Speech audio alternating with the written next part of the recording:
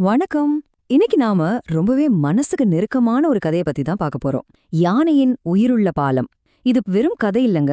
வெளி தோற்றத்துக்கும் ஒருத்தரோட நிஜமான அன்புக்குமான வித்தியாசத்தை ரொம்ப ஆழமா சொல்லப் போற ஒரு பதிவு. சரி, தாமதிக்காம நேரா விஷயத்துக்குள்ள போயிடலாமா? முதல்ல உங்களை நீங்களே ஒரு நிமிஷம் இந்த கேள்வியை கேட்டுக்கோங்க.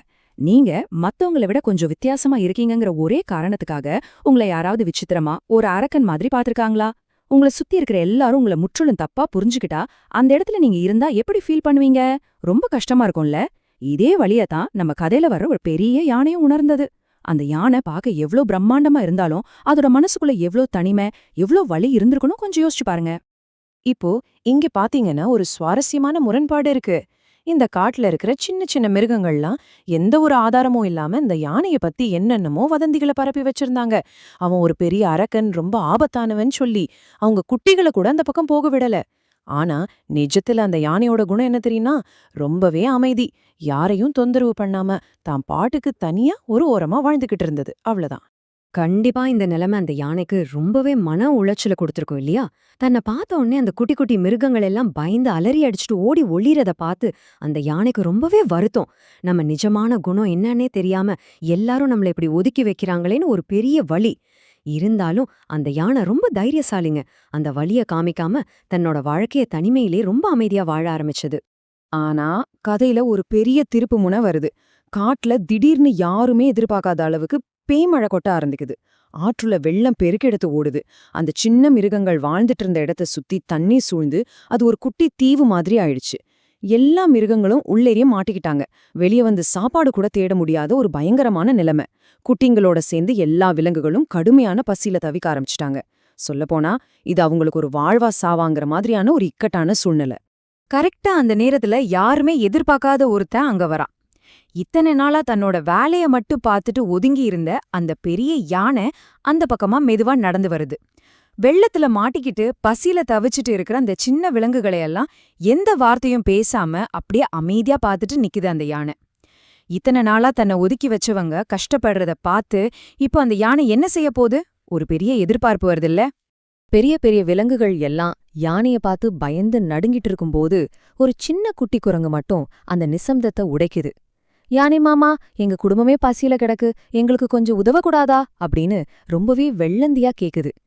யாருமே வாய திறக்க பயந்த அந்த ஒரு இருண்ட நேரத்துல அந்த சின்னஞ்சிறு குரங்கு காட்டின அந்த தைரியமும் அதோட தூய்மையான மனசுமும் உண்மையிலே ரொம்ப ஆச்சரியம்தாங்க. இத கேட்ட உடனே யானைக்கு ஆச்சரியம் தாங்க முடியல. இத்தனை நாளா தன்னை பார்த்து பயந்து ஓடுன கூட்டத்திலிருந்து ஒரு குட்டி குரங்கு மட்டும் வந்து உதவி கேக்குதுன்னு நினைச்சு ஒரு சின்ன புன்னகையோட அந்த யானை இப்படி கேக்குது, நான் தான் பார்க்க அரக்கன் மாதிரி இருக்கேனே, என்னை பார்த்தா அவனுக்கு பயமா இல்லையா அப்படின்னு. இத்தனை நாளா அவங்கள பிரிச்சு வச்சிருந்த அந்த குருட்டுத்தனமான நம்பிக்கையும் தப்பெண்ணத்தையும் ரொம்ப மென்மையா சுட்டி காட்டுற மாதிரி இருந்தது அந்த யானையோட கேள்வி. இந்த இடத்துல அந்த குட்டி குரங்கு சொன்ன பதில்தான் நம்ம இந்த முழு பதிவோட மைய கருத்தே. அந்த குட்டி குரங்கு சொல்லுது, எங்க அப்பா அம்மா உங்க உருவத்தை பார்த்து எங்களுக்கு ஏதோ ஆபத்து வந்துடக்கூடாதுன்னு அப்படி சொல்லி வளர்த்தாங்க. ஆனா ஒருத்தரோட உருவத்தை வச்சு அவங்களோட குணத்தை எடை போடக்கூடாதுன்னு சொல்லியிருக்காங்க. உங்களோட அமைதியான வாழ்க்கை மொழிய பார்த்த எனக்கு நீங்க ஆபத்தானவர்னு கண்டிப்பா தோணல அப்படின்னு சொல்லுது.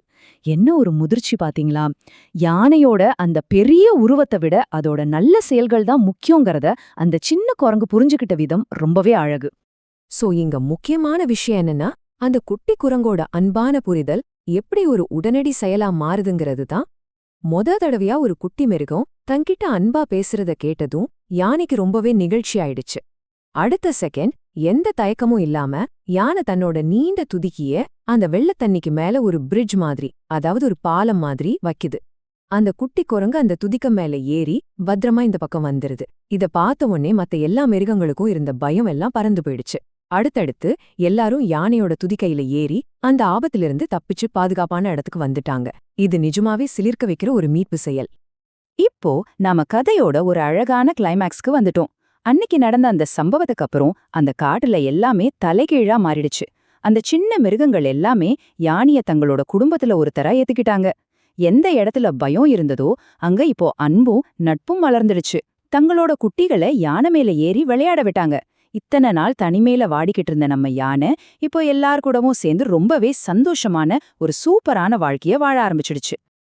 நாம இப்போ இந்த பதிவோட முடிவுக்கு வந்துட்டோம். ஆனா இத முடிக்கிறதுக்கு முன்னாடி உங்ககிட்ட ஒரு விஷயம் கேட்கணும்னு நினைக்கிறேன். உங்க நிஜ வாழ்க்கையில ஒருத்தரோட வெளி தோற்றத்தை மட்டுமே வச்சு இவங்க இப்படிதான யாரையாவது தப்பா எடை போட்டிருக்கீங்களா? வெளி தோற்றத்தை வச்சு ஒருத்தரை கணிக்கிறது எந்த அளவுக்கு தப்புங்கிறத இந்த யானை நமக்கு ரொம்ப அழகா கத்துக் கொடுத்திருக்கு. அடுத்த முறை யாரையாவது அவங்க தோற்றத்தை வச்சு ஜட்ஜ் பண்றதுக்கு முன்னாடி கண்டிப்பா இந்த யானையும் அந்த குட்டி குரங்கும் உங்க நினைவுக்கு வரணும். இத கொஞ்சம் யோசிச்சு பாருங்க. மீண்டும் இதே மாதிரி இன்னொரு சுவாரஸ்யமான தகவல்களோட உங்களை சந்திக்கிறேன்.